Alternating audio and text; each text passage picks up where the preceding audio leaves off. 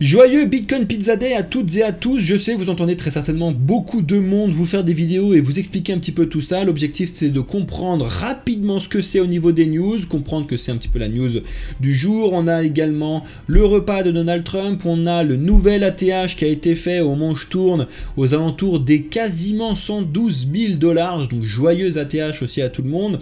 Est-ce qu'on est bien évidemment reparti sur un bull run ou est-ce que c'est encore une fois un petit haut et puis on va se réécraser? On va essayer d'analyser ça rapidement au vu des news et sur le marché. On va regarder tout ça ensemble. N'hésitez pas à lâcher un petit like, un commentaire et vous abonner. À tous ceux qui regardent cette vidéo, c'est un énorme soutien de votre part. Si vous avez des questions, n'hésitez pas à nous envoyer un email, c'est beaucoup plus simple comme ça pour tomber sur nous et pas sur des malfaiteurs qui prennent notre nom. Donc envoyez-nous un email à contact@bamboofin.io, vous pouvez pas faire plus simple. Sinon rejoignez-nous avec mon associé sur LinkedIn, etc. Je le rappelle, on ne vous envoie pas de messages privés, peu importe où c'est, s'il vous plaît. Le seul endroit, c'est sur LinkedIn à la rigueur.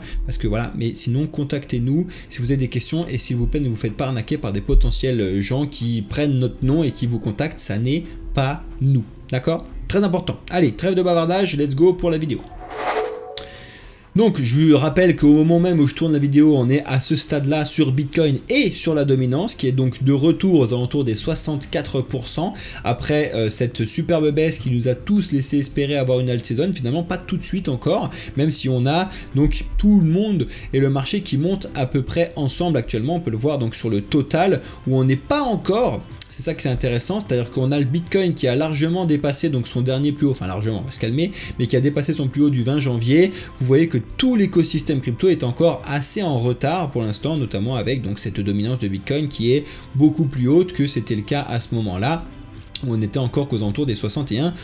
Bref, donc on va analyser tout ça, et la news phare aujourd'hui, c'est bien évidemment qu'on est sur le Bitcoin Pizza Day qui marque l'anniversaire des fameuses deux pizzas qui ont écrit l'histoire des cryptos pour plusieurs raisons.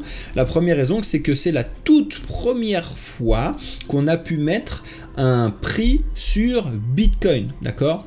Effectivement, il y a donc une fameuse personne qui a fait une transaction donc de 10 000 bitcoins pour deux pizzas, d'accord, il y a 15 ans, le 22 mai 2010, et tous les ans, les gens s'amusent à savoir combien valent ces pizzas qui sont tout le temps les pizzas les plus chères du monde, parce que là, pour le coup, ces deux pizzas coûtent 1,1 milliard de dollars équivalent aujourd'hui. C'est assez drôle. Ce personnage, c'est Laszlo Hayek, qui est donc un ancien débutant sur l'écosystème Bitcoin, qui est toujours très fervent de ça, qui ne regrette absolument pas ce qui se passait là-dessus, parce qu'il faut savoir que c'est la toute première transaction qui a donné le tout premier prix de Bitcoin, donc c'est très très très important. Il en parle tous les ans, c'est la fête, il reprend donc des pizzas. On a même une fameuse effigie plaque qui a été mis en place parce que c'était Papa's John's et qui a été donc fêté donc le 22 mai 2010 avec bien évidemment cette plaque à Jacksonville en Floride, et c'est assez extraordinaire ce qui s'est passé à ce moment là. En tout cas, c'est ce qui se fête aujourd'hui.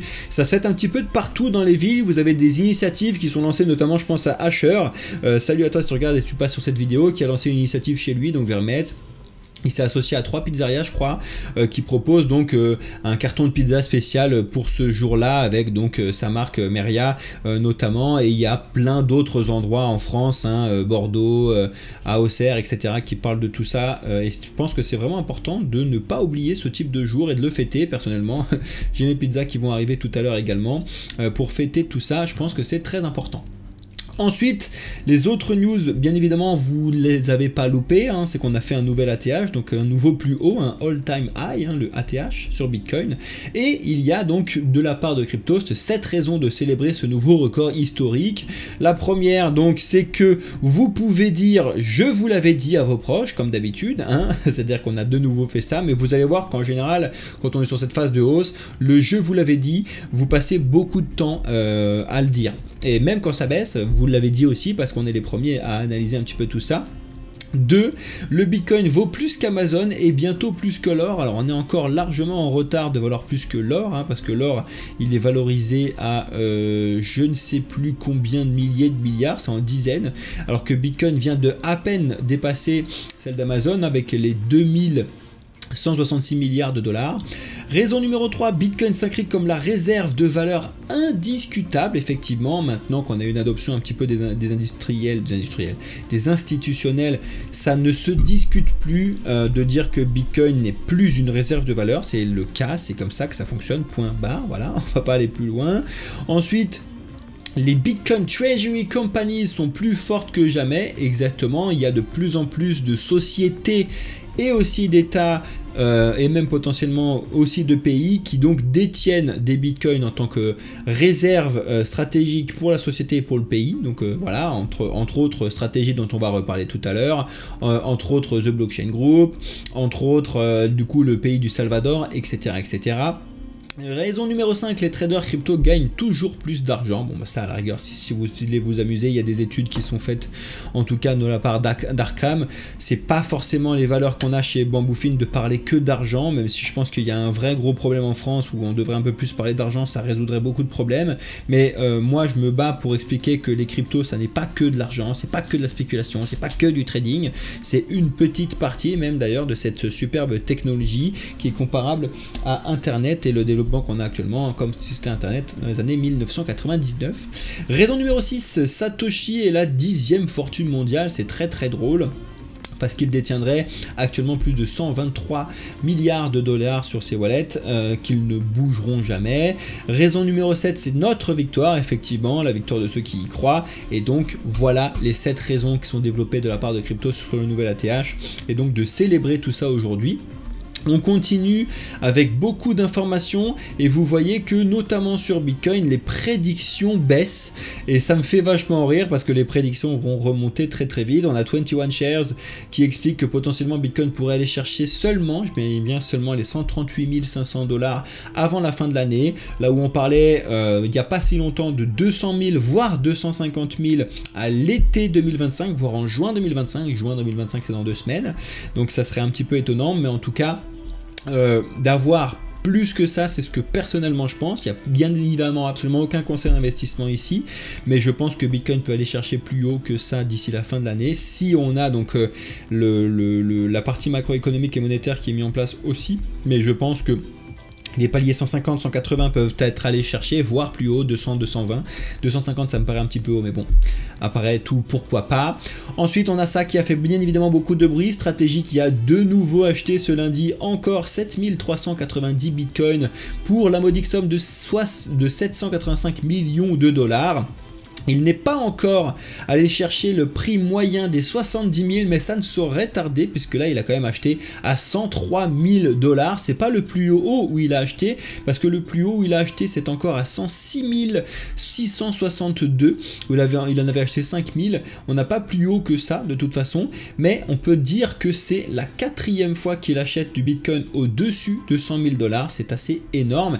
Et justement au niveau de Michael Saylor et de stratégie, il y a plusieurs choses qui se passent actuellement, qui commencent à se mettre en place, qui peuvent faire peur à certains, notamment une action en justice qui a été mise en place dans le sens où en fait certains expliquent que la société Stratégie a fait beaucoup d'accumulation de Bitcoin et en fait l'objectif derrière c'est qu'il y a une plainte collective qui vise par manque de transparence au niveau du risque qui est encouru par les investisseurs. Voilà, donc c'est ce qui se passe actuellement.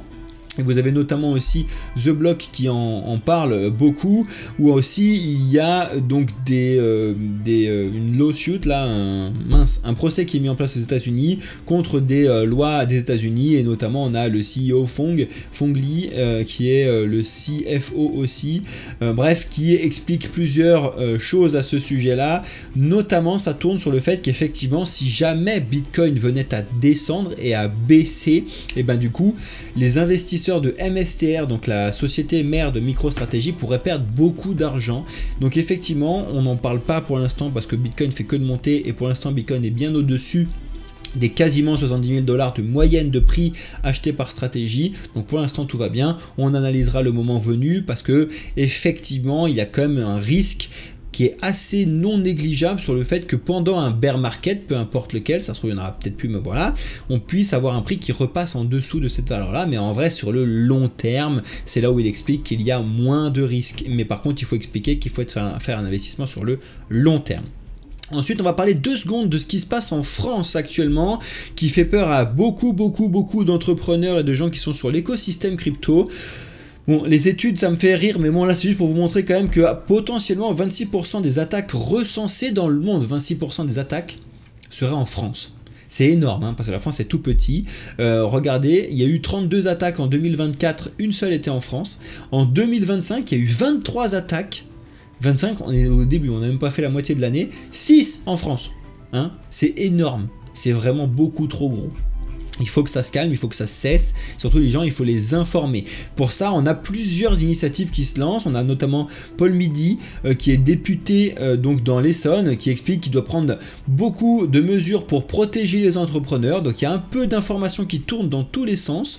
On a notamment donc un plan qui a été articulé sur plusieurs volets de la part de, comment il s'appelle, notre ministre de l'Intérieur, qui explique que il faudrait donc faire un accès prioritaire au numéro d'urgence, consulter de la sûreté à domicile, des briefings de sécurité personnalisé, créer un double point de contact entre le 17 et le commandement du ministère Cyberspace, et de la formation des forces de l'ordre sur la lutte et le blanchiment des cryptoactifs. Bon bref. Il y a beaucoup de choses qui se disent là-dessus de la part du gouvernement, mais moi ce que je trouve qui est très intéressant à analyser aussi, c'est ce que veulent directement les entrepreneurs et comment ils souhaitent mettre en place de la protection. Alors là on en a notamment bien évidemment Éric Larchevêque qui parle, ou Owen Simonin qui explique plusieurs choses, notamment Éric Larchevêque qui demande de la fermeté plus dure hein, de la part de la justice, Owen qui explique qu'il faut que les promesses du gouvernement doivent tout d'abord être tenues, c'est l'une des principales choses à expliquer, que les données elles devraient potentiellement être des entrepreneurs français, être privés ou du moins non visualisables. C'est pas possible hein, malheureusement sur les blockchains classiques. La seule façon de le faire c'est sur Monero, sur ZK, sur ce genre de choses. Il faut en être conscient, d'accord. Il faudrait plus d'action. On a Éric Larchevêque qui tape quand même assez fort sur plein de choses en expliquant qu'il est pour certains ports d'armes, hein. C'est assez fort ce qu'il explique. La chose qui est assez importante, je trouve qu'il a dite, c'est que, je ne sais pas si vous le savez, mais en tout cas, si vous voulez mettre en place de la sécurité à votre domicile en France, vous ne pouvez pas le faire avec votre société, ça serait catégorisé en tant qu'abus de biens sociaux. Ça, ils ont envie de le changer. La seule façon de pouvoir le faire, c'est d'avoir sa société qui est immatriculée chez là où vous vivez, donc c'est pas du tout le cas de tout le monde. Bref, il faut vraiment que ça cesse. La principale chose que les gens doivent savoir, c'est que bien évidemment, c'est pas du tout la même chose que le cash, hein, l'écosystème crypto, et encore moins sur Bitcoin, que ça ne fonctionne pas ainsi, que c'est pas du tout simple. Bref, en tout cas, actuellement, donc ça pousse les investisseurs crypto à renforcer leurs mesures de protection. Il y a beaucoup de demandes, notamment d'agents de sécurité sur les événements, sur ce genre de choses. C'est bien et pas bien en même temps, parce que c'est dommage, ça risque à terme à créer un écart entre le développement crypto et la communauté qui jusqu'à présent avait été toujours très proche dans l'écosystème crypto, ce qui plaisait à beaucoup de gens, alors que comparé au monde de la finance où les gens nous parlent de haut un petit peu, c'est un peu dommage, mais il faut quand même mettre en place beaucoup de sécurité. Je voulais en parler rapidement. S'il vous plaît, faites passer le mot, les cryptos ça n'est pas facile, ça n'est pas accessible, encore moins, plus il y en a, plus c'est sécurisé. Et donc effectivement, si vous allez kidnapper le gars qui a 3000 € sur son compte, il va pouvoir vous les virer, mais je ne pense pas que ce soit rentable d'aller kidnapper quelqu'un, péter des doigts et tout pour 3000 balles. Par contre, tout ce qui est au-dessus de 5 chiffres, vous pouvez être sûr et certain qu'il y a déjà une première mise en sécurité qui est mise en place assez forte. Au-dessus de 6 chiffres, ça commence à être encore plus sécurisé, et au-dessus de 7 chiffres, je vous en parle même pas. C'est-à-dire que ceux qui ont plus de 7 chiffres sur l'écosystème crypto, même eux, ils peuvent pas les bouger à leur bon vouloir tout de suite. C'est parce que eux-mêmes, ils ont mis de la sécurité assez fort là-dessus. Je pense que c'est très important de passer le mot pour que ça s'arrête. Voilà, on va pas rester 1000 ans là-dessus, mais s'il vous plaît, passez le mot. On a Milei qui enterre complètement l'enquête sur le scandale de Libra parce que du coup il a dissolu l'unité après avoir transmis des preuves. C'est assez ouf parce que vraiment les politiques, tu vois que quand ils mettent la main sur ce genre de truc, bon bah c'est assez fort. On va pas rester 60 000 ans là-dessus parce que je vais mettre les vidéos durent 35 ans, mais c'est assez ouf à peu près ce qui se passe là-dessus. On a FTX qui s'apprête donc à reverser 5 milliards de dollars à ses créanciers, hein, dont moi, hein, même si j'avais pas forcément beaucoup parce que j'avais sorti le principal à cette époque-là, mais il me restait des wallets de minage qui étaient sur FTX, très très drôle. Bref, donc il me restait pas grand-chose, j'avais un Ether 7 je crois, donc c'est que dalle, surtout que c'est pris au prix de la vente, donc je crois que c'est 1700 balles que je dois recevoir, donc c'est vraiment pas grand-chose, mais je les ai toujours pas reçus, donc bref, en tout cas c'est à partir du 30 mai, donc d'ici 2 semaines, moi en plus c'est un peu plus chiant, mais bref, donc faites très attention, il y a beaucoup d'arnaques qui tournent là-dessus, vérifiez bien vos sources de partout, rapprochez-vous de gens qui le font, qui connaissent et qui savent ce qu'ils font, s'il vous plaît, pour récupérer vos fonds, parce que il y en a beaucoup trop qui se font arnaquer avec des trucs, ouais tu pourras récupérer tes fonds plus tôt, je sais pas quoi, c'est pas vrai, arrêtez, il n'y a pas de ça, non, vous n'êtes pas privilégié par rapport à d'autres, là c'est un gros truc, hein, c'est un gros cas pendant très longtemps, et là en fait ce que la question que tout le monde se pose, c'est ces 5 milliards de dollars, quel effet va-t-il mettre en place sur le marché, est-ce que ça va être de l'achat, est-ce que ça va être de la vente, ça va être très très intéressant. En tout cas moi personnellement c'était des fonds que j'avais complètement zappés, donc dès que je les reçois je les convertis directement en crypto, automatiquement en crypto risqué, parce que c'est vraiment des fonds que je m'attendais pas à revoir, donc autant les mettre dans des trucs risqués qu'au pire je m'attends pas à revoir, et si ça monte bien tant mieux. Donc ça sera comme ça que moi je vais faire, en tout cas je ne conseille absolument pas de faire ça pour les autres, mais moi c'est ce que je vais faire avec mes 1700 balles. Bref, et puis si vous voulez savoir à peu près sur quoi je les mets, bah, venez sur le groupe des Pandas Premium, parce que c'est avec eux qu'on discute de tout ça. On a FTX qui a été très ballsy, qui a essayé de lancer une demande de remboursement de 1,8 milliard de dollars par rapport à tout ce qui s'était passé à cette époque-là. Et Binance a bien évidemment demandé le rejet de cette plainte directement. Donc on vous tiendra au courant dans les prochains jours de où est-ce qu'on en est. Pour l'instant, on est toujours au stade d'une demande de rejeter. C'est pas encore accepté ou quoi ou qu'est-ce. On a Elon Musk et XAI qui s'allie à Kalshi, l'intelligence artificielle qui débarque bien évidemment dans les marchés prédictifs. Hein, ça parle beaucoup. On a un vrai retour un petit peu des projets d'intelligence artificielle comme notamment Tao, Render, Fett, etc. qui ont un vrai rebond, hein, notamment grâce à Ether et tout, mais il n'y a pas que eux, mais c'est assez intéressant de voir ce qui se passe actuellement. Bien évidemment, prenez vos investissements avec donc beaucoup de recul, s'il vous plaît, avec des plans, c'est très très important. Ne suivez pas telle et telle personne qui vous dit faire ci, faire ça, parce qu'en général, c'est mieux rassuré. S'il vous plaît, formez-vous, éduquez-vous, c'est très très important. On a eu beaucoup de tentatives de piratage encore, hein, sur les grosses plateformes, notamment chez Binance et Kraken, justement après ce qui s'est passé avec Coinbase. En tout cas les deux ils ont déjoué exactement la même attaque, hein, parce que du coup bah, ils savaient comment faire, parce qu'ils avaient vu ce qui s'était passé avec Coinbase, donc pas de gros problèmes. J'ai vu aussi récemment qu'il y a eu des bugs sur SUI, la blockchain, donc rien de grave de ce que j'ai pu voir, mais c'est des news que je vous ai pas mis parce que je les ai vus juste avant de lancer le live et je n'ai pas envie de parler de trucs que j'ai pas forcément creusé, donc attention, mais je sais qu'il y en a certains qui sont venus sur le live qui m'ont expliqué qu'ils avaient vu telle et telle chose, donc c'est des bugs par rapport à une attaque qui s'est passée qui normalement est pas trop grave, mais bon voilà. On a les États-Unis qui s'apprêtent à encadrer fortement les stablecoins. Il y a pas mal de choses qui vont changer et les réglementations, pourquoi elles sont intéressantes, il faut aller regarder tout ça au niveau des États-Unis et ça va affecter un petit peu le monde entier. Et on a une nouvelle assez forte, je trouve, de la part de Forge. Alors Forge, c'est une des sociétés de la Société Générale qui va lancer elle-même son propre stablecoin dollar. Alors pour le coup, c'est une première mondiale pour un groupe bancaire et encore plus un groupe bancaire européen qui va lancer un stablecoin dollar. Tu te dis mais qu'est-ce qui se passe quoi? Il y en a plein qui se battent pour avoir un vrai bon stablecoin euro et même ceux qui pourraient le faire ne le font pas. Donc tu te dis il y a un vrai problème quelque part. En tout cas, ça m'étonne de la part de la Société Générale de faire ça, mais bon, vous le savez bien que s'ils font ça, c'est parce que y a plus d'argent à se faire en faisant le truc sur les dollars plutôt que de le faire sur les euros. C'est pour ça que c'est malsain et que c'est pas pour le développement de la blockchain, mais c'est pour se faire de l'argent. C'est pour ça que j'aime pas ce type d'initiative. Et bon, à la rigueur, qui je suis pour en parler?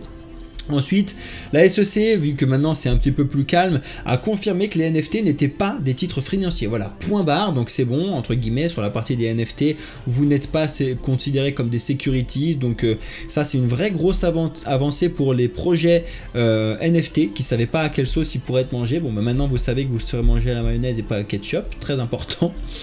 On a Crypto.com qui continue à vouloir s'instaurer, se réinstaurer en Europe fortement parce que ça y est, ils ont travaillé sur MiFID 2, donc une licence pour le développement crypto en Europe notamment. À côté de Mika, etc. Donc ça, c'est vraiment très très important. Ça, je veux le rappeler à tout le monde parce que je vois encore beaucoup trop de gens qui voient une page blanche buggée ici, qui me parlent du Pi Network, comme quoi c'est le projet de l'année, que c'est génial, que machin.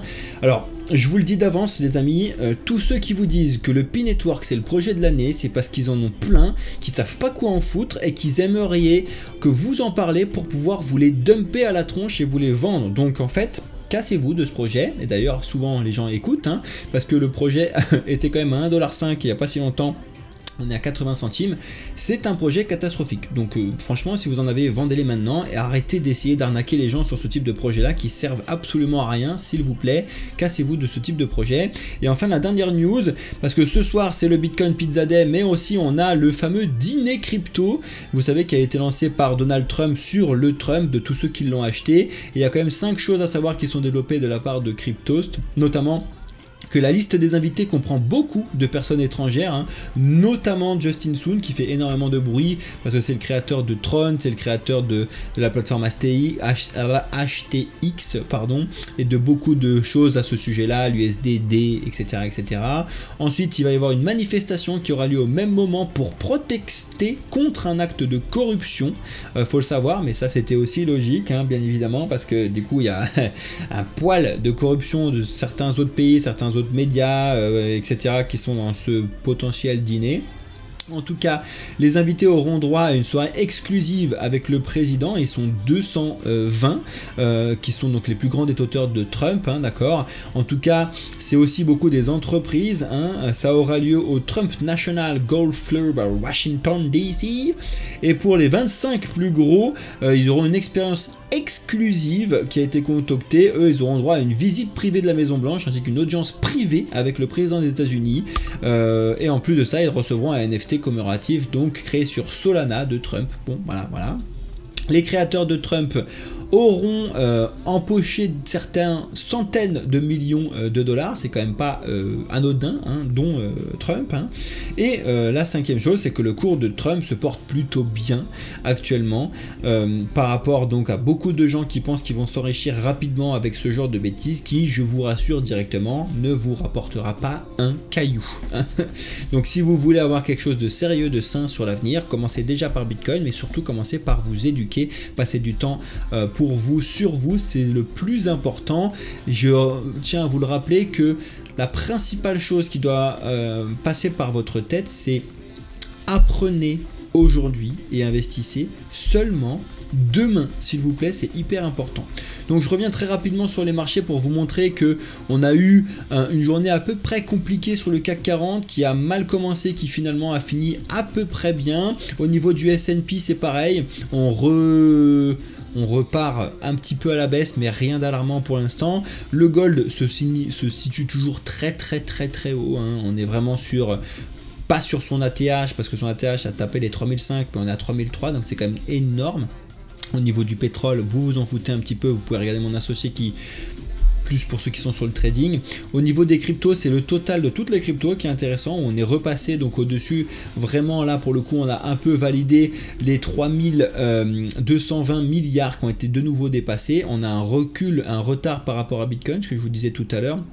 Et le total, donc sans Bitcoin, sans Ether, est vraiment en retard. Et le autre est encore plus en retard. Donc on voit qu'on est encore loin de cette fameuse alt-season qui va arriver, qui se fait attendre, entre guillemets, qui pourrait avoir commencé pour certains déjà à avoir...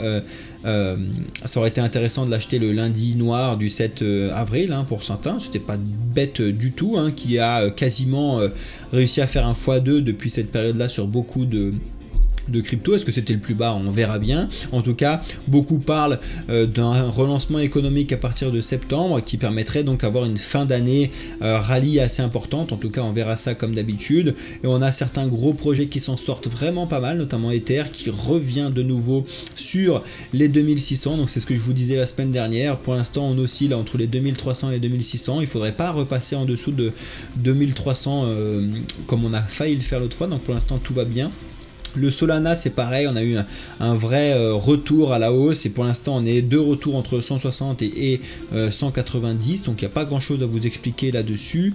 Et qu'est-ce que je voulais vous expliquer? Ah oui, niveau de l'intelligence artificielle, c'est pareil, on est pour l'instant assez bien reparti sur le fait, sur le render, sur AKT, sur le Tao, notamment le Tao qui s'en sort assez bien. On va voir comment il va réagir de nouveau sur la zone des 478. Faut pas oublier quelque chose d'important, c'est que psychologiquement c'est quand même cher pour les gens qui ne savent pas concrètement faire la différence entre le prix et la market cap. Encore une fois, c'est ce qui est le plus important de faire. Donc voilà les amis, je voulais passer un petit peu de temps sur ce type de sujet. On a encore beaucoup de projets qui sont en retard, je pense notamment au Flux, à Alephium et autres que l'on étudie. Écoutez, j'espère que ce live, cette vidéo vous aura plu pour tous ceux qui sont sur YouTube. Je vais vous laisser là. Pour ceux qui sont en live, je vais rapidement finir avec vous parce que on a carrément dépassé le temps, parce que j'ai passé un petit peu de temps au début. En tout cas, merci à tous ceux qui ont regardé la vidéo sur YouTube. J'espère que ça vous aura plu. J'espère que vous ferez partie des nouveaux qui nous rejoignent sur Discord, à nous envoyer des mails. Vraiment, prenez le temps de nous envoyer des mails à contact@bamboufine si vous avez des questions. Surtout de mon côté, au niveau des entreprises, des amis, venez me rencontrer. Et les particuliers, c'est plus avec mon associé, mais vraiment venez voir un petit peu ce qu'on vous propose. Ça ne mange pas de pain de poser des questions et de voir s'il y a quelque chose qui peut vous intéresser ou non. Voilà, n'hésitez pas encore une fois comme d'habitude à, s'il vous plaît, considérer fortement de mettre en place un plan et à apprendre aujourd'hui et d'investir seulement demain. Voilà, c'était Théo pour l'excellente société Bamboufine. Ciao à tous ceux de YouTube.